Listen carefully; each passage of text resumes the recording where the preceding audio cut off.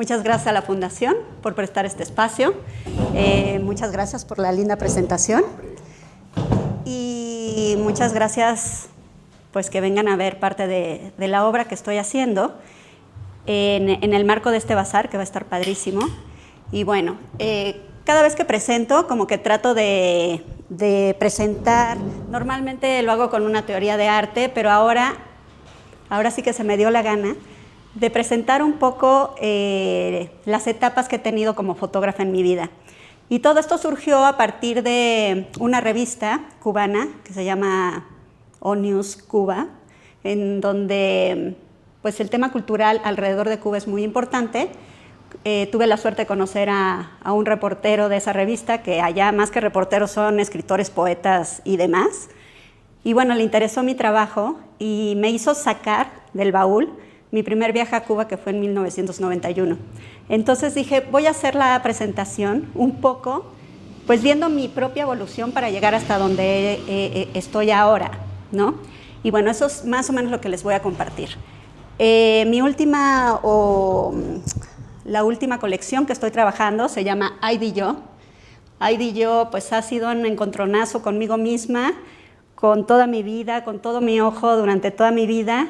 Y también ha sido un recuerdo y un encontronazo de ver a ojos que me están mirando ahora mismo y que han sido parte de esta evolución.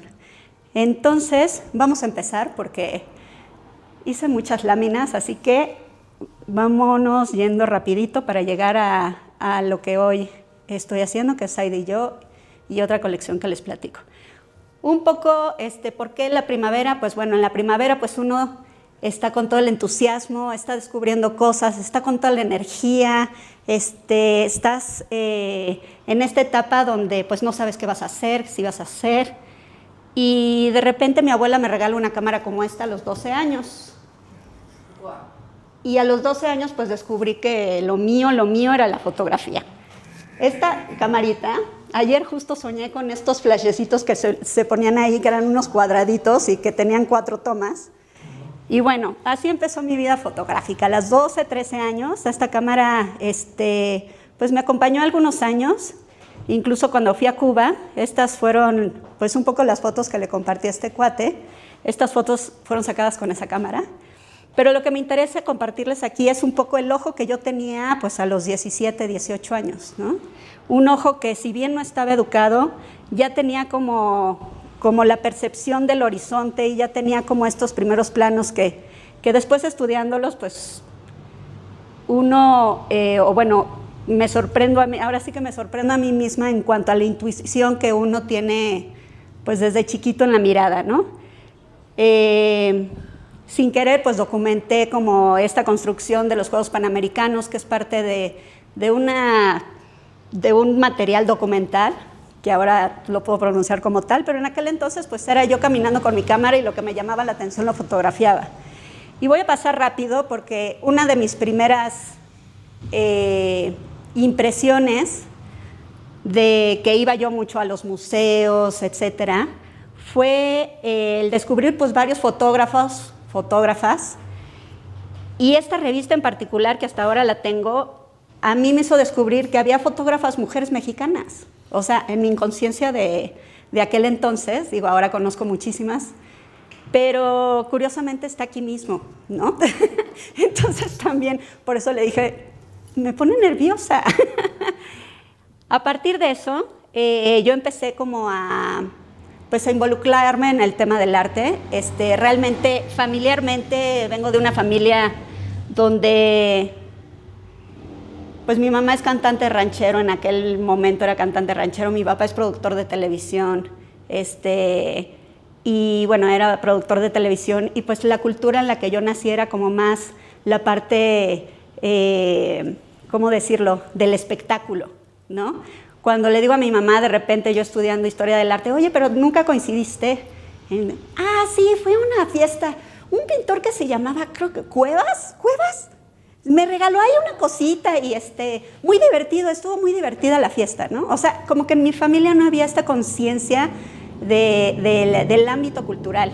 Yo realmente me tuve que pues involucrar un poco y colar de alguna manera por mi propio gusto y sentir.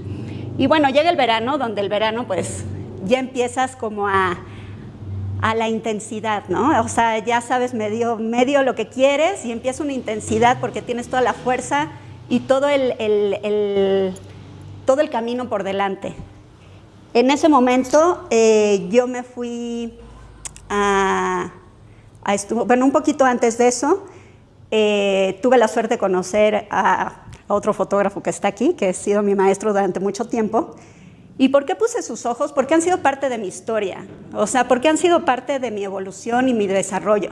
Si bien conocí a muchos otros fotógrafos que recuerdo con mucho cariño, pero hay personalidades, hay ojos que se te quedan, ¿no? Y hay ojos que te empiezan como a ubicar de alguna manera u otra en tu camino. Y bueno, estoy hablando de Gabriel Figueroa, que está aquí con nosotros también, y él me dio esta cámara con la que yo empecé ya más profesionalmente a hacer mis cosas.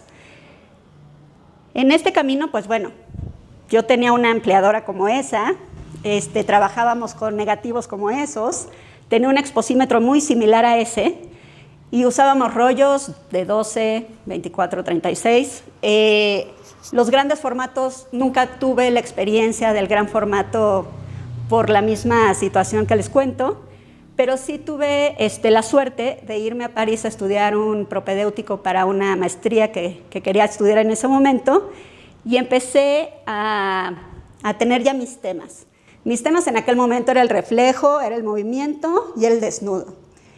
El reflejo, que me la pasaba sacando con esta cámara, esto por ejemplo es en Guanajuato, en el Cervantino, que me encantaba ir a los Cervantinos todos los años, pero pues siempre me iba ya con la cámara y estos eran los temas que me interesaban en ese momento y empezaba yo a sacar como este tipo de fotografías con ya cosas como muy puntuales que yo ya sabía que me interesaban. Después estaba el movimiento, tenía una amiga que bailaba en el ballet Teatro Contemporáneo y pues bueno, me invitaba mucho a sus obras y demás, entonces el tema de entrar con la cámara y ahora sí que disparar largas exposiciones a mí me gustaba mucho porque pues salían estos efectos de luz, a pesar de que teníamos pocos shots o pocos tiros, pues más o menos ya a la experiencia, o bueno, entre la experiencia y entre que estaba uno experimentando todo el tiempo, salían este tipo de cosas que me encantaban. Luego me fui a París y en París empecé a hacer desnudo. Tomé un propedéutico, pero en este trabajo, con esta ampliadora que vieron, se me rompió una pieza y no la encontraba y no sé qué, y empezaron a salir cosas como esta, ¿no?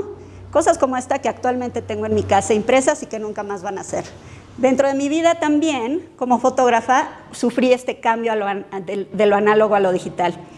Y bueno, la verdad me siento súper afortunada de venir del análogo porque entiendes muchas más cosas del digital sabiendo el análogo, ¿no? O sea, no es lo mismo enfrentarte a los colores, a las curvas, a las sombras, a los brillos, a los contrastes, cuando vienes del digital, donde realmente tenías que pensar antes de sacar la foto, y enfrentarte a un Photoshop que en 3 patadas te corrige todo el tema, ¿no? Entonces, ese cambio para mí fue muy importante. De igual manera, hubo un ojo ahí que yo recuerdo con mucho cariño y que cuando lo veo, la verdad lo recuerdo con mucho cariño. Se llama Agustín, y Agustín Estrada fue el que me enseñó, fue mi primer maestro de Photoshop 1, 2 y 3. Entonces, con él me integré a ese mundo y bueno, también es un ojo a quien tengo que agradecer. Fue un ojo que causó impacto en mi vida.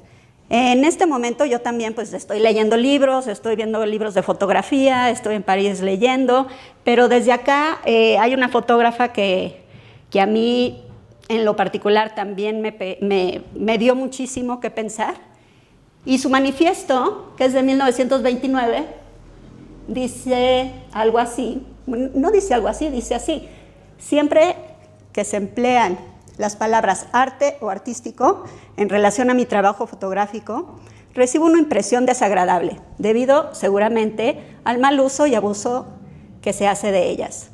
Me considero una fotógrafa y nada más. Y si mis fotografías se diferencian de lo que generalmente he producido en ese campo, es que yo precisamente trato de producir no arte, sino fotografías honradas, sin trucos ni manipulaciones, mientras que la mayoría de los fotógrafos aún buscan los efectos artísticos o la imitación de otros medios de expresión gráfica, de lo cual resulta un poco producto híbrido y que no logra impartir a la obra que producen el rasgo más valioso que debería tener, la calidad fotográfica. Para mí esto era una Biblia, y ahora lo veo tan lejano de mí. Sobre todo esto de me considero una fotógrafa y nada más, ¿no?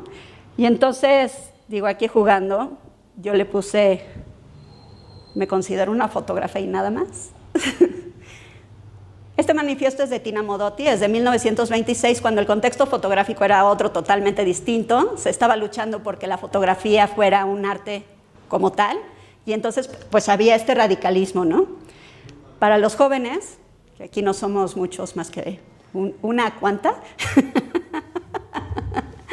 se podría parecer a esto del feminismo hoy día, ¿no? Estos movimientos muy, muy grandes que se radicalizan para marcar su paso por la historia y su lugar en la historia. Y bueno, aquí empecé a tener el oficio fotográfico y a trabajar de la fotografía y a trabajar para la fotografía y a trabajar con la fotografía.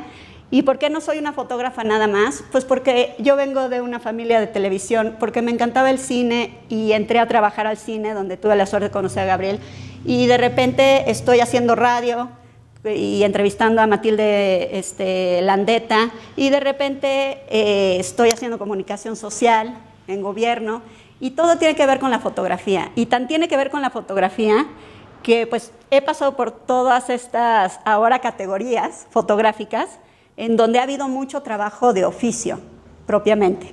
Entonces, retrato, web, editorial, documental, product shot, retoque, paisaje, video, drone, time-lapse, son cosas que antes no tenían nombre y que para mí eran hacer las cosas pues porque o me las pedían o porque tenía el trabajo de hacerlas o porque me llamaba la atención el curso y me metía.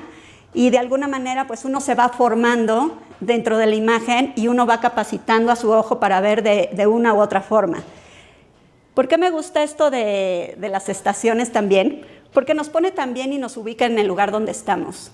O sea, cuando a mí los chavos de repente dicen, ¿y cómo le hago para ser un buen fotógrafo? Pues primero decide si quieres ser fotógrafo, es lo primero. Y segundo, pues empieza a practicarle, chavo, porque esto no tiene una fórmula. No es de que vas a hacer un encuadre y vas a hacer el mejor encuadre, entonces vas a ser un gran fotógrafo. Eso no existe. El fotógrafo es una expresión artística. Y si tú estás sacando fotos para ganar dinero nada más, o para ser famoso, o para que la gente te vea, yo creo que estás en el camino equivocado, ¿no? Para mí la fotografía ha sido pues mi vida, porque desde que recibí esa primera cámara con mi abuela, para mí la fotografía es una manera de ver la vida, una manera de expresarme, una manera de detener esos tiempos que me llaman la atención y volverlos a ver y recordarlos y estar en ese ámbito de sanamiento incluso interno. Y bueno, el otoño, que bueno, ya no lo dije mucho, pero el otoño, que es parte de la madurez que tenemos y de la integración, de alguna manera, de todo esto que estás viviendo con anterioridad y con tanto, en mi caso, con tanto acelere. Digo, hay gente mucho más lenta en la vida, pero mi caso es un poco particular porque por situaciones familiares, por situaciones económicas, por situaciones de todo tipo, incluso de enfermedad, pues mis quiebres creativos han sido otros, ¿no? Y eso han acelerado mi proceso de alguna u otra forma. Y el otoño, pues, se trata de integrar, o sea, se trata de tener todo lo vivido, de saber ya lo que quieres y de empezar ya a focalizarlo y seguir ese camino. En este caso, que es mi caso, el gran angular empezó a actuar de esa manera. El gran angular para mí ha sido como un gran desahogo, por así decir, y empecé a usarlo muchísimo en todos mis viajes, en todas las cosas que hacía, y tengo una colección que se llama postales circulares. Las postales circulares pues son estos lugares que son emblemáticos para todos, pero que con el gran angular se empiezan a deformar y empiezan a tener su propia personalidad. En este momento hay mucha gente o hay muchos amigos que de alguna manera me decían, ¿por qué no vuelves a hacer tus fotos así perfectas, tus fotos así como de postal, que tan lindas, que sacabas de París? Y yo decía, porque ya mucha gente lo hace, ¿no? Se hace desde el siglo pasado, o sea, las primeras fotografías fueron esas, con Nadar y con todos ellos, era lo que sacaban, ¿no? Y de alguna manera mucha gente, si bien la sigue practicando y la sigue vendiendo como tal, pero a mí me interesaba como encontrar algo diferente y que no, y por mi subconsciente con Tina Modotti de no modificar la fotografía, dije, el lente es increíble porque no estoy modificando directamente, lo está haciendo el propio lente. Y bueno, después de un tiempo de sacar fotografías y de esta colección, yo creo que tiene más de 1000 fotografías de distintos lugares del mundo y de distintas partes de México, me encontré con una teoría que se cachó totalmente lo que yo estaba sintiendo, pensando. Y entonces parte de esta teoría, o sea, saqué nada más unos puntitos ahora sí que muy puntuales, vaya la redundancia, pero dice, el mundo no se percibe en líneas rectas, sino en curvas, que me parece como lógica básica, ¿no? O sea, nosotros no vemos como en el Renacimiento que se ve así cuadrado y perfectamente estructurado. O sea, nosotros estamos viendo con un hemisferio que está cubriendo más de lo que ve nuestra cámara con un lente convencional de 50 milímetros. Debemos representar visualmente la experiencia esférica, cinética y vivencial de mirar. Que eso también me parecía muy alentador en el sentido de que si una foto dice 100 palabras, pues un gran angular dice 20,000 palabras, ¿no? El campo que estás cubriendo de esa realidad que estás captando es mucho más amplio que cuando tienes un lente más convencional. La perspectiva curvilínea, que así se llama esta teoría, capta simultáneamente la totalidad del espacio circundante. Es un intento por unir ciencia, arte y percepción humana real. Y esta teoría me encantó. Y bueno, algunos seguramente la conocen, otros no tanto, pero esta teoría fue en su tiempo la que siguió gente como el Dr. Atul, como el mismo padre del señor Figueroa, que se llama Figueroa, también es muy raro eso, ¿no? Pero bueno, y bueno, esta teoría la desarrolló un señor que se llama Luis G. Segarra, y la pueden encontrar, si les interesa, en la revista de la Universidad de México en su página. Y más o menos, pues, es un poco esta es la lectura inicial que yo tuve en ese momento. Y bueno, me interesó en ese momento, dije, bueno, voy a empezar a desarrollar algo con esto. Me interesaba mucho el imaginario del estar. ¿Por qué? Porque yo ya estaba en una época donde yo regresé a París o a algunos lugares que yo visité de joven, de mochilazo y sin dinero, y regresé al mismo lugar, pues ya casada y ya con un hotel, ¿no? O sea, ya teniendo hotel prepagado y todo. Entonces, la percepción es totalmente distinta. O sea, la percepción de ver la Torre Eiffel con un panini es distinta cuando tienes una cena en el Julio Verne, ¿no? O sea, y eso cambia la mirada de alguna forma también. Los espacios icónicos, que bueno, estos espacios en donde todos nos reunimos, que puede ser desde un parque donde la gente se reúne hasta un monumento icónico, pero esta pregunta o esta reflexión de por qué nos seguimos uniendo como humanos en esos espacios, ¿no? O sea, ¿para qué nos unimos ahí? ¿O qué es lo que hacemos en esos espacios? O sea, al final del día si bien por lo menos yo soy bastante ermitaña, de repente sí necesito salir al parque a ver gente, ¿no? O necesito convivir y poder intercambiar algunas ideas y algunas cosas. Y bueno, hay muchos espacios icónicos en donde se presentan naturalmente estas cosas. Y el avance tecnológico en ese momento, que era 2016, 2015, 2016, yo ya tenía como un conocimiento más amplio de lo que era Photoshop. Estaba yo trabajando muy clavada en eso. Y bueno, mis influencias pues no ayudaron, ¿verdad? Entonces empecé a hacer composiciones a partir de fotografías con gran angular. A partir de las postales que vieron, tomaba 2 o 3 postales y hacía estas composiciones. Más o menos, por ejemplo, esta pieza que se llama Arruinada y que es en un lugar en Mitla, es una cabina de las que están en las ruinas de Mitla. Subes a esta escalinata que se ve en la parte de arriba y llegas a esta cabina que es totalmente cuadrada y es chiquitita, pero con el gran angular. El techo era esto, ¿no? Estas eran las paredes que tienes de manera cuadrada en tus laterales, pero con el gran angular se deforman de esta manera. Entonces la idea fue presentar el adentro y el afuera de los lugares. Esa fue como la idea básica del inicio, de decir, pues si la fotografía son 100 palabras, el gran angular son 1000 palabras, pues yo quiero 20,000 y 50,000 palabras, ¿no? Quiero todavía ocupar más el campo de una realidad que nada más existe en ese momento donde está sacando la foto, a pesar de que las ruinas llevan miles de años o cientos de años, pero tú en ese momento estás solo una vez, ¿no? Y la cámara puede captar eso. Esta fue otra pieza que hice, que se llama El Tiempo. Está hecha desde el Museo de Orsay de París, que es uno de mis preferidos.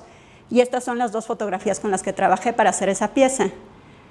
Son igual, son ahora sí que fotografías no modificadas, pero finalmente modificadas por el propio lente. Y bueno, yo hice la mezcla digital. Y de aquí, de esas influencias que les decía, ¿no? Que está presente, pero bueno. Inventar mundos imaginarios no se hace simplemente para evadirse de las realidades de este mundo, sino para ver si en el proceso de invención se mejora el mundo que nos ha tocado vivir. Y es una frase de un maestro que tengo por ahí, y que su colección de lugares prohibidos me impactó muchísimo y me fascinó. Y cuando yo hice esta serie y volví a ver ese trabajo, dije, claro, me está influyendo, ¿qué onda? ¿No?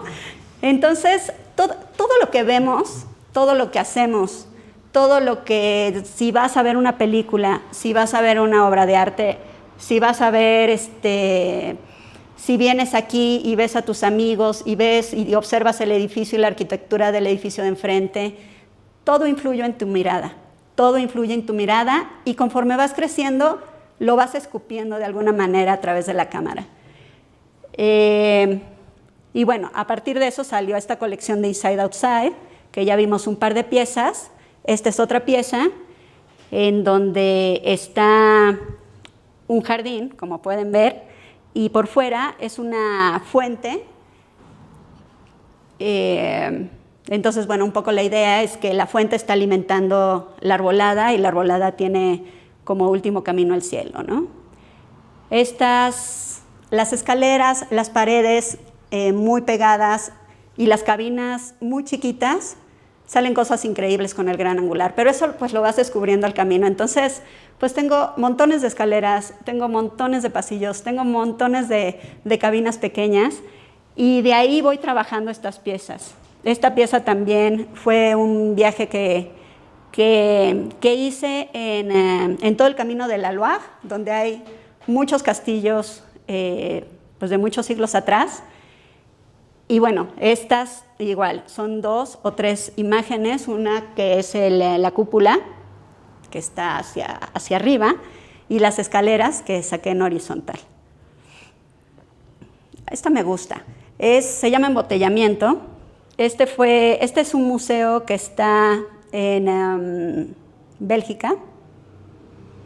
Y bueno, tiene el Museo del Vino, en Burdeos, perdón. El Museo del Vino. Entonces, ese año lo acababan de construir cuando fuimos. Y el museo es un vide, se llama, gigante, y hasta arriba tiene una terraza donde tiene un techo que está lleno de botellas de distintas partes del mundo y te invitan a degustar vinos prácticamente de todo el mundo. Y alrededor hay un ventanal. Estas son 3 fotografías. Este es el techo que les platico. Es el ventanal que está alrededor. Esta es la misma fotografía, pero ampliada. Y justo enfrente de mí había un espejo donde estaba la barra y el espejo. Y cuando yo estoy fotografiando esto hacia arriba, pues me saco a mí misma sin querer, pero lo integré a esta composición porque me pareció como muy, muy alentador. Sentir que sí era real dentro de este mundo.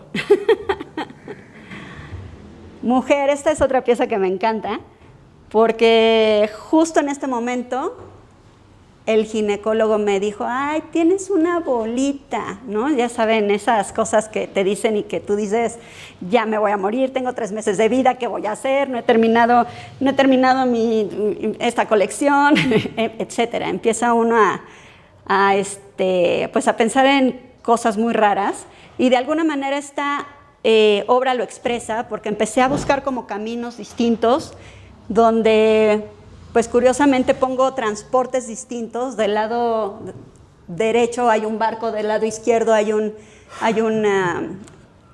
bus, y pues se vuelve cada vez más personal mi fotografía, ¿no? Todas las piezas que tengo es porque o algo me pasó o algo sucedió en ese momento que yo dije, tengo que hacer esta pieza. Esta pieza fue la última que hice de esa colección, y que según yo había decidido ya terminar con esa colección, y de repente me encuentro en Italia, en el Panteón, y un poco sabiendo de la perfección que existía y que el cuate se había dedicado años y años en pensar cómo la pared la iba a hacer del mismo tamaño que el techo, pero que del mismo tamaño, y entonces es un lugar perfecto, ¿no? Y me dio tanta tentación, de hecho se llama tentación itálica, porque dije, voy a desconfigurar todo esto que un señor trabajó hace 300 años y le costó tantísimo trabajo. Pero bueno, es parte también de mi diversión con la fotografía. Esta se llama Átomo, es en Gaudí, en España. Esto ya fue un trabajo que hice especialmente para Querétaro, de una persona que le interesó mi obra en una exposición y me pidieron piezas específicas para un libro de Querétaro. Y bueno, esta última de Querétaro, pues me gustó mucho porque es el arriba y abajo. De alguna manera empecé a experimentar más con el dron también. Y entonces están las vías del tren, que es un símbolo de avance económico en todas las ciudades. Y en medio está la tumba de la República. Y aquí me atoré. O sea, terminé esta colección y dije, ¿qué sigue? ¿Volverme loca? O sea, ya estaba yo tan evolucionada por dentro, en círculos, que mi misma mente se empezó a circular de alguna manera. Y yo siempre he pensado que cuando estás tan abrumado y eso, tienes que regresar a tu principio, ¿no? Tienes que volver a lo que empezaste a hacer de alguna manera. Y eso fue lo que sucedió en este momento con Lita en el desierto. Por cierto, Lita está aquí. Y bueno, el trabajo interno fue este sentido de pertenencia que yo necesitaba en ese momento. Lo ligué con paráfrasis de obras icónicas, porque pues empecé a estudiar el desnudo desde muchos ojos anteriores, y volviendo al origen de las cosas, evidentemente. Esta pieza se llama Prisionera, a mí me gusta mucho, y bueno, mi referente en ese momento pues era Siqueiros cuando lo metieron a la cárcel por rebelde, que expresó eso, y para mí la imagen actual pues era esta otra con Lita. Está esta también.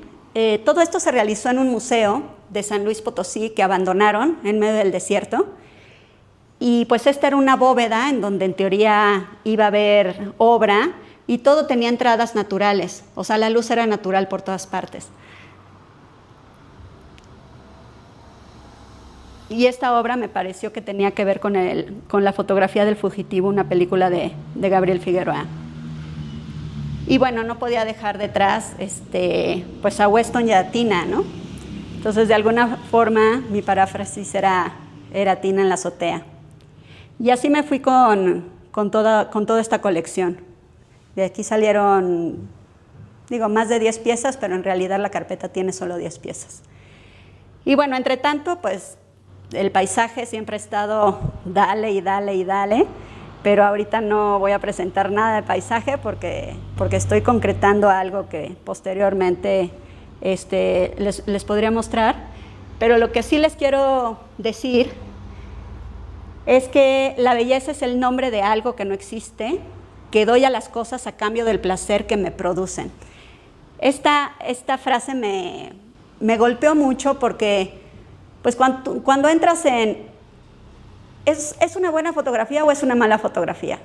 No, pero es buena porque no, es pésima porque Realmente estamos enfrente de estas obras y enfrente de estas pinturas y enfrente de estas esculturas con un sentimiento y un contexto que te va a permitir disfrutarla de una u otra manera. Y hay cosas que van a checar contigo y hay cosas que no van a checar contigo, ¿no? Entonces, en este recorrido para llegar a Aida y yo, que fueron estos ojos mirantes que me miran y que yo miro y que me acompañan, pero que también me ven, pero que también yo he visto, me empecé a agobiar de una forma porque lo empecé a relacionar con todo este movimiento biométrico que hay actualmente y empecé a pensar sobre la importancia del mirar y sobre la importancia que el humano ha tenido para agarrar el dato de nuestro ojo, convertirlo tal cual en un dato y tener toda nuestra información. Y en ese embrollo yo estaba cuando incluso detuve el trabajo de Aida y yo porque dije, me estoy revolviendo mucho por dentro entre esta teoría y esta forma de reaccionar ante un movimiento como la biometría actualmente, pero también me estoy relacionando y mezclando con todos estos sentimientos de estos ojos pasados, presentes y posiblemente futuros que me están viendo y que estoy viendo desde hace mucho tiempo. Y entonces coincidió que nos fuimos a un viaje al desierto y salió esta colección intermedia que justo acabo de exponer en la Secretaría de Relaciones Exteriores alrededor del tema de la muerte. Pero más que la muerte, este camino o estas imágenes que surgieron a través de una caminata dentro de uno de estos cañones gigantescos que existen en Arizona, en estos territorios sagrados de los navajos.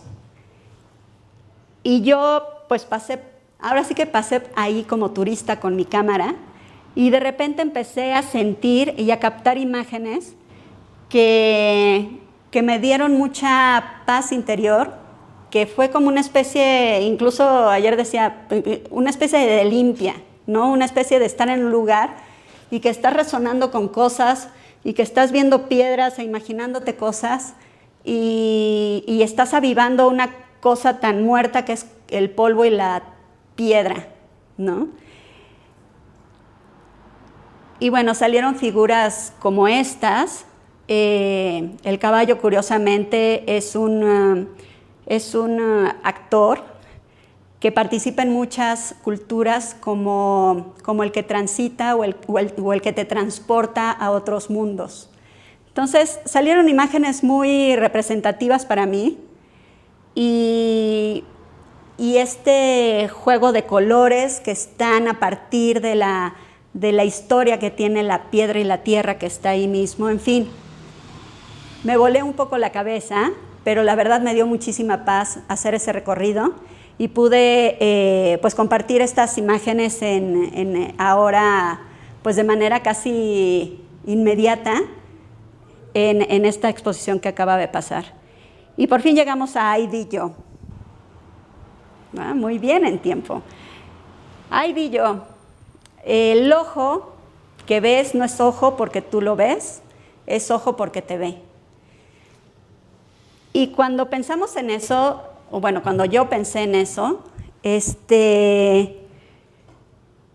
realmente nos reconocemos por medio de la mirada. Realmente estamos platicando, realmente estamos conversando, realmente estamos intuyendo cosas. Estoy viendo cómo te mueves y pues yo ya sentí que estás incómodo, o cómo te sientas y yo ya percibí que sí o que no, o si me acercas y con tu mirada y te me pones aquí, pues significa algo muy distinto a que si yo te veo allá atrás. Entonces, un poco esta exposición quiere reflexionar alrededor de qué es la mirada en el ser humano y desmitificarla o separarla de esto que está haciendo la biometría hoy día en el mundo, porque hay ya millones y millones, o sea, esta maravilla del iPhone de, pones tu cara y ahora puedes entrar en lugar de poner eso, ya agarraron tus datos, o sea, y no solo funciona para una cuestión de identificación, sino de control también.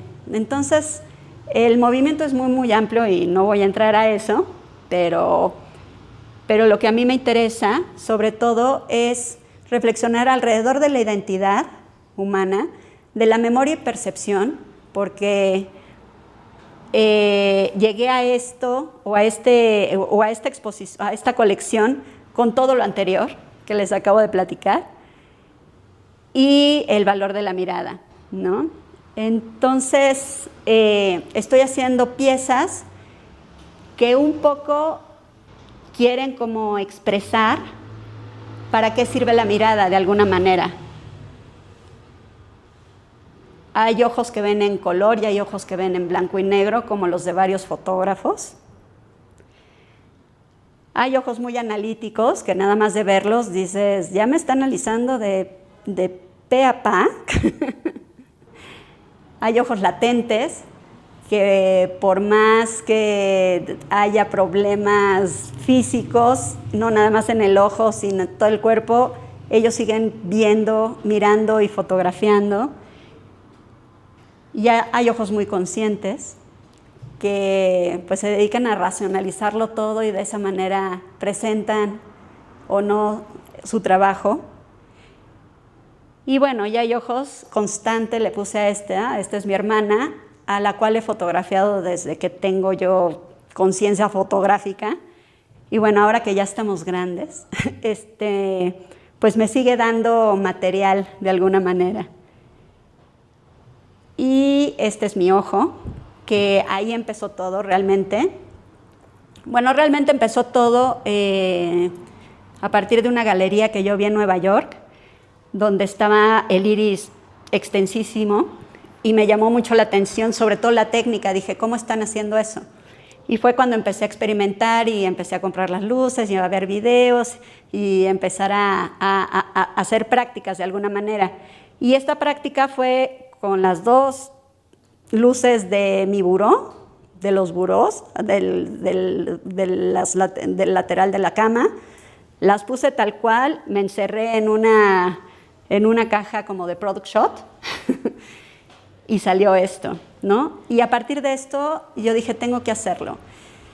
Y bueno, el equipo ha evolucionado un poquito, ya tengo luces especiales y cosas como más específicas, pero de igual manera, pues la idea ahí estaba y la iba a hacer con las luces pro o con la luz del buró de mi casa. O sea, finalmente también la ventaja hoy de la fotografía, y yo creo que ha sido una ventaja siempre, es que creativamente lo puedes hacer de la manera que tú quieras, con dinero, sin dinero, con la mejor cámara. Digo, ahorita pues ya tengo una cámara muy linda que se llama Leica, pero que ha sido un regalo a mí misma de toda esta trayectoria, ¿no? O sea, que en otro momento o no la hubiera podido comprar o no había el contexto ni la situación para que yo la adquiriera. Sin embargo, he sacado fotos muy lindas hasta con mi camarita de 110. O sea, eso no importa. Lo que importa es qué es lo que tú quieres expresar, desde dónde estás, qué es lo que te va a dar a ti la imagen. Y me parece que bueno, quise como compartirles mi recorrido, porque de alguna manera ese recorrido no nada más es tu mirada, son las miradas de otros también que te acompañan en el camino.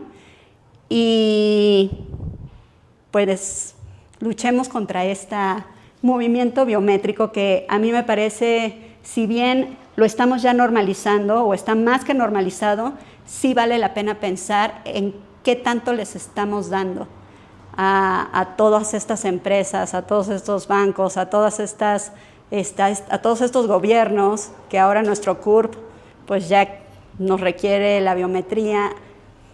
¿Qué significa? ¿Qué tanto significa para nosotros como humanos y qué tanto dejamos de lado lo que realmente importa en el sentido de la mirada? Y aquí termino. Muchas gracias a todos los ojos que me miran y que me ven.